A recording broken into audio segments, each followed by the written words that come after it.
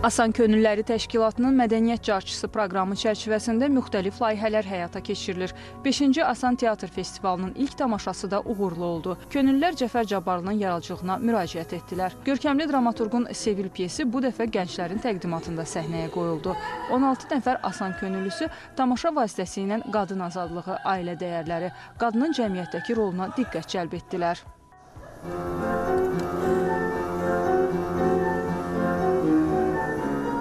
Asan Könülləri Təşkilatı artıq 10 ildən çoxdur ki, fəaliyyət göstərir və fəaliyyət göstərdiyi illər ərzində gənclərin şəxsi inkişafına, onların ideyalarının reallaşdırılmasına dəstək olmaq məqsədi ilə müxtəlif istiqamətlərdə beynəlxalq və yerli layihələr həyata keçirib və bu illər ərzində özümüz üçün müəyyən etdiyimiz əsas prioritet istiqamətlərdən biri də məhz mədəniyyət sahəsidir. Mədəniyyət Carçısı proqramı çərçivəsində bugünədək 100-dən çox səhnə əsəri nümayiş etdirilib. Gənclərin yaradıcılıq potensialının inkişafı məqsədi ilə 600-dən artıq ustad dərsi keçirilib.